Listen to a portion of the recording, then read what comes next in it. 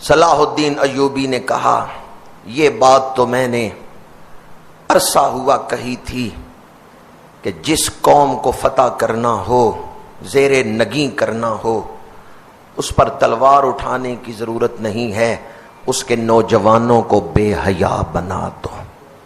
یہ سلطان صلاح الدین ایوبی کے اقوال میں بھی شامل ہے کہ جس قوم کے نوجوان بے حیا بن جائیں وہ اپنے فرض سے غافل ہو جاتے ہیں، ان کو احساس ہی نہیں رہتا ہمارا فرض کیا ہے، زندگی بے مقصد ہو جاتی ہے، وہ حیوانی سطح پہ آ جاتے ہیں۔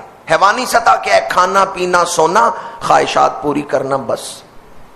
وہ جو زندگی کا اعلیٰ مقصد ہے وہ اس سے معروم ہو جاتی ہے، ان کی زندگی بے مقصد ہو جاتی۔ صلاح الدین ایوبی اس قدر پردے کا حکم دیتے تھے، جو قرآن کا حکم ہے نا، مرد نگاہیں نیچی رکھیں اور عورتیں پردے کا اہتمام کریں، صلاح الدین ایوبی اس پر بڑی سختی سے عمل کرواتے تھے۔ سپاہیوں کی تربیت اس انداز میں کی کہ غیر مسلم جب مسلمان سپاہیوں کو اپنے جال میں پھنسانے کے لیے اگر کسی عورت کا استعمال کرتے کہ یہ مسلمان مرد سپاہی کو گمراہ کرے گی، تو کتنی دفعہ ایسا ہوا کہ وہ عورت صلاح الدین ایوبی کے سپاہی کو گمراہ نہیں کر سکی، بلکہ اس سپاہی نے عورت کو کلمہ پڑھا کے مسلمان بنا دیا ہے۔ اور یہ بات مشہور ہو گئی تھی کہ جن کی تربیت براہ راست صلاح الدین ایوبی نے کی ہے وہ سپاہی بڑی شرم و حیا والے ہیں، ان کی آنکھوں میں شرم و حیا ہے۔ اور آج ہماری حالت کیا ہے؟ اس دور میں نوجوان نسل کی حالت کیا ہے؟ صلاح الدین ایوبی کسی عورت کو ننگے سر، ننگے چہرے پھرتے ہوئے نہیں دیکھ سکتے تھے۔ صلاح الدین ایوبی کی قبر شام میں ہے، جامعہ مسجد امیہ میں صلاح الدین ایوبی کی قبر ہے۔ تو آپ کے روزے پر حاضری کے لیے جب لوگ جاتے ہیں تو وہاں عورتوں کا الگ حصہ ہے، وہاں برقعے پڑے ہوئے ہیں۔ باہر کسی عورت نے پردہ کیا یا نہیں کیا، لیکن جب ایوبی کے دربار کی طرف جانا ہے نا تو برقع پہن کے جانا ہے۔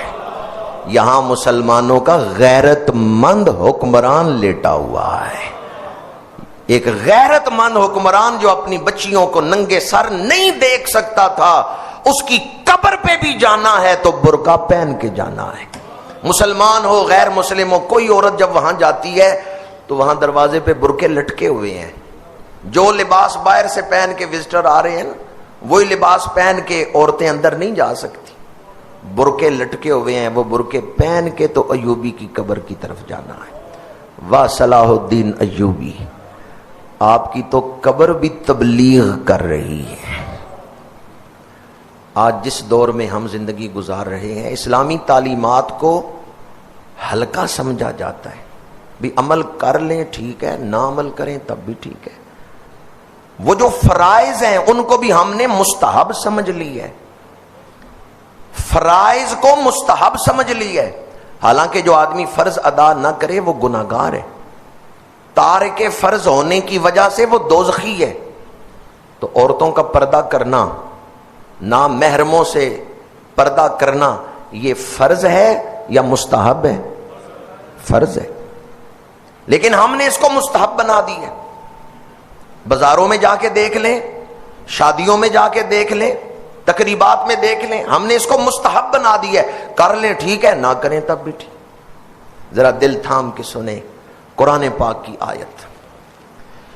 یہ آیت آپ نے اکثر محرم شریف میں سنی ہوگی، انما یرید اللہ لیذھب عنکم الرجس اہل البیت ویطہرکم تطہیرا۔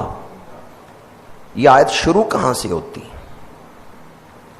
اللہ تعالیٰ نے حضور کے اہل بیت کو، ازواج مطہرات، حضور کی بیویوں کو حکم دیا ہے، وَقَرْنَ فِي بُيُوتِكُنَّ، اپنے گھروں میں ٹھہرے رہو۔ اے نبی کی ازواج، اے رسول اللہ کی بیویوں، وَقَرْنَ فِي بُيُوتِكُنَّ، اپنے گھروں میں ٹھہری رہو۔ عورت بغیر شرعی ضرورت کے گھر سے باہر نہیں نکل سکتی۔ عورت بغیر شرعی ضرورت کے گھر سے باہر نہیں نکل سکتی. ہاں اسلام اجازت دیتا ہے، شرعی ضرورت ہے تو عورت گھر سے باہر نکلے. لیکن آج صورتحال کیا ہے؟ چلو جی سیر سپاٹا کر کے آئیں، چلو جی فلاں کام کر کے آئیں، چلو جی بازار گھوم کے آئیں.